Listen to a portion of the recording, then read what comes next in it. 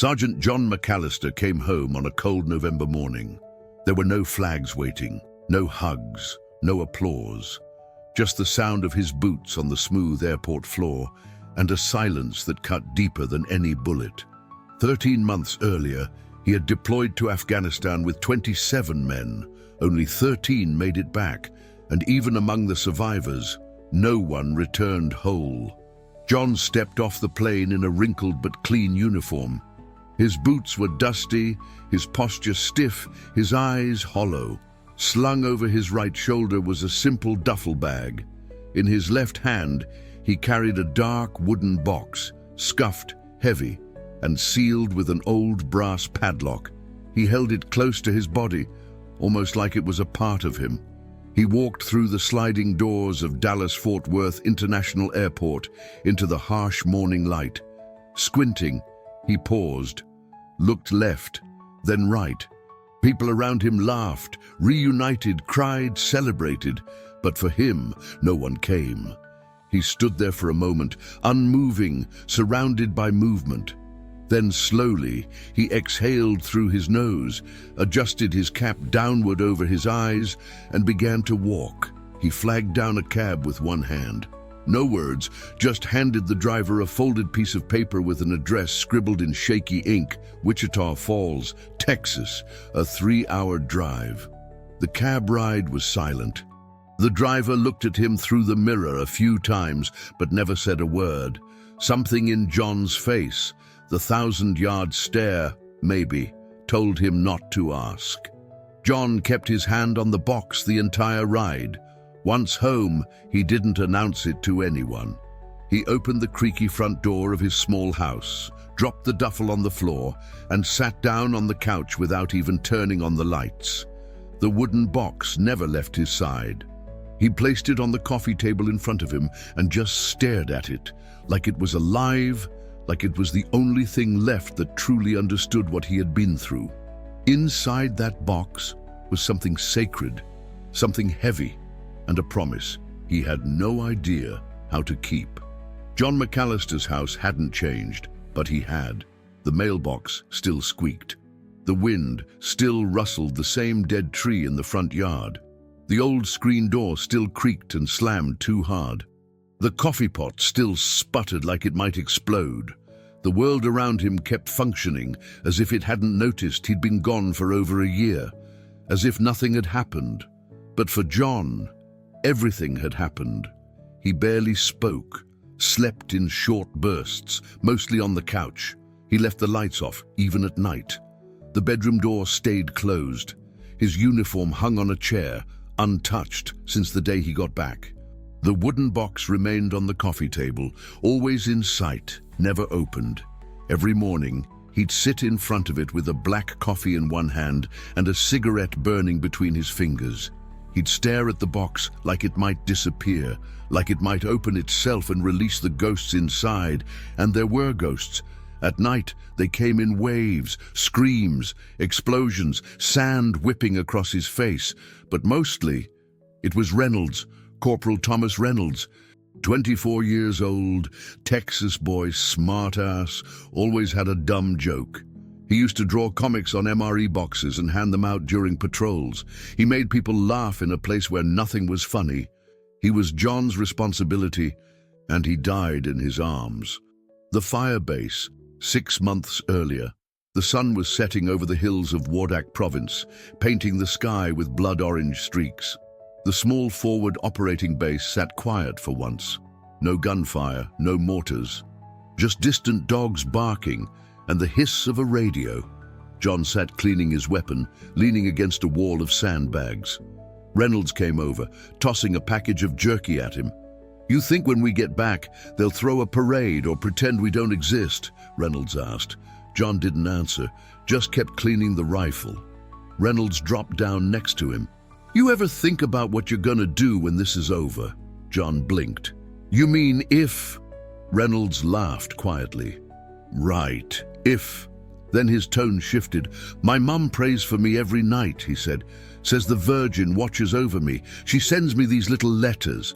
Never talks about the war, just normal stuff. Groceries, weather, Her arthritis. He pulled something from his pocket, a rosary, stained and worn. He held it up. She gave me this before I shipped out, told me to carry it till I came home. He paused. But if I don't make it, promise me you'll take it to her. Her name's Elena. She lives in Monroe, Louisiana. Don't let her wonder. Don't let her think I didn't fight. John looked at him. Don't talk like that. I mean it, Reynolds said, eyes locked. Promise me.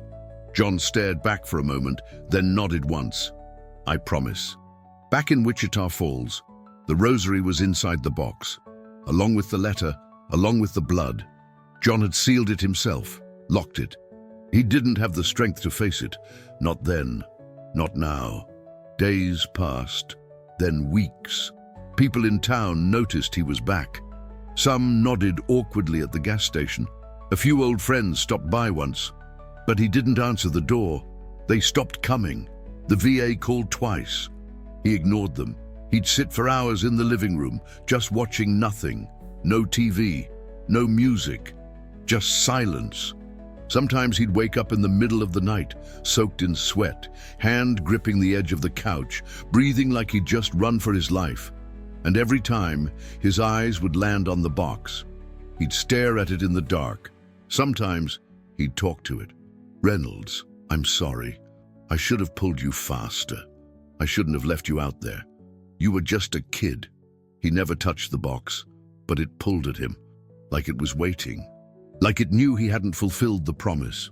One afternoon, after another sleepless night, John sat on the back porch.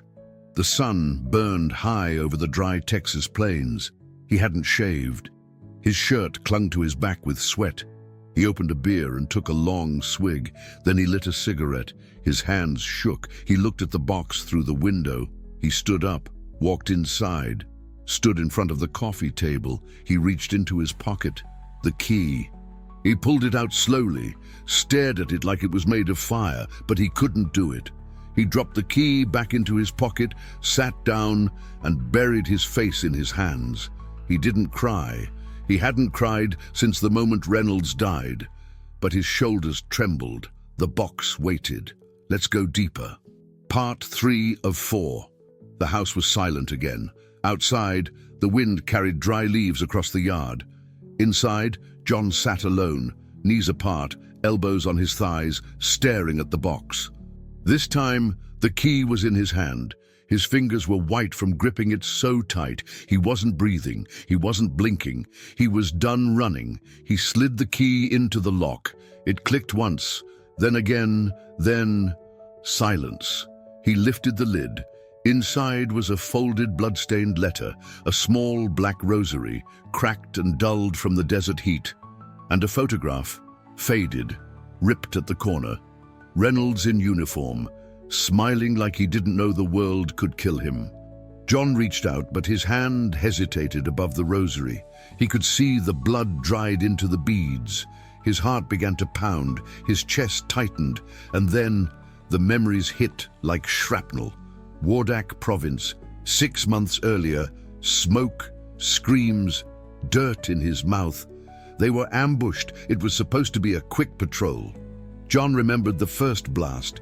It tore through the Humvee in front of them. He heard someone yell. He couldn't tell who.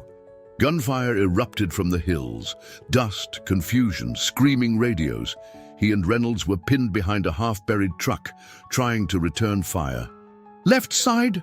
Left side!" someone screamed. John peeked and fired, then ducked again. He looked to his right. Reynolds wasn't there. He turned, just in time to see Reynolds collapse. Blood. A lot of it. John crawled to him under fire, slid his arms around his chest, pulled him back behind cover. "Hang in there! Stay with me!" But Reynolds' eyes were already losing focus. "Don't forget!" Reynolds gasped, struggling to breathe. "My mom!" His hand reached for his pocket. The rosary. He pressed it into John's palm. Blood smeared over John's hand. Then his body went still. John screamed, called for the medic, held him until the chopper arrived. But it was too late. Present day, Wichita Falls. John was back on the couch, rosary in hand, tears streaming down his face now. Silent, heavy, real, the letter. His hands trembled as he unfolded it. The blood had smudged the ink, but the words were still there. If you're reading this, then I didn't make it back. Don't let my mum think I was scared. Tell her I stayed strong. Tell her I did my job. Give her the rosary. She believes in it. It'll matter to her. Tell her I love her, and tell her I wasn't alone. Thank you, John. Reynolds John closed the letter with both hands.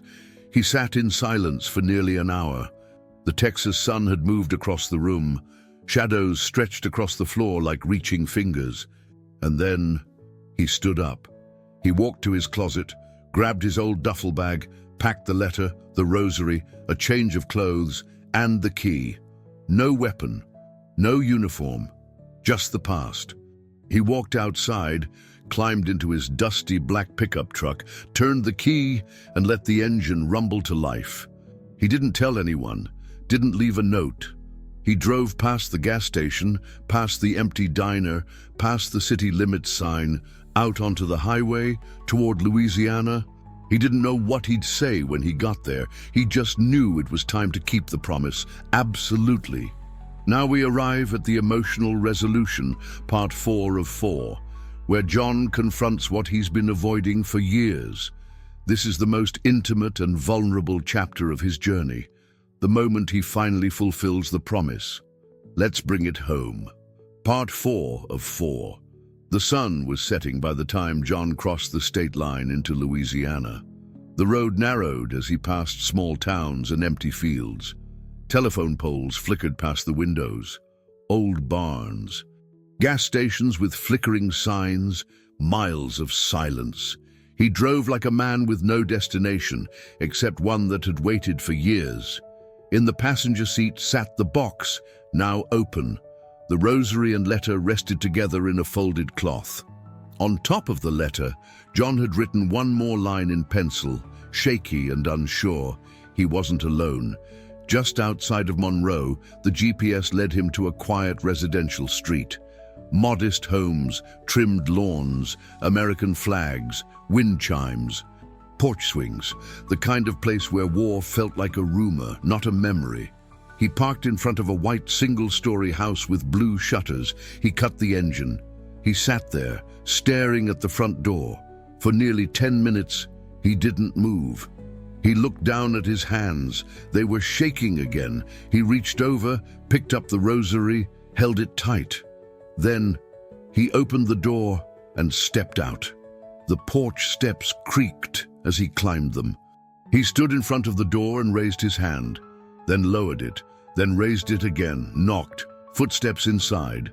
The door opened slowly. A woman in her late 60s stood there, slim, short gray hair, a cardigan over a pale blouse. Her face looked like it hadn't smiled in a long time, and yet her eyes were kind, tired but kind. She looked at John, then at the box, then back at John. She didn't speak, neither did he, not at first. He held the box with both hands and offered it forward. Her hands trembled as she took it when she opened it and saw the rosary. Her knees almost gave out. John caught her by the arm. She looked at him, eyes wide, glistening. "Thomas!" she whispered. John shook his head. "No, Mom, I was with him when he—" His voice cracked.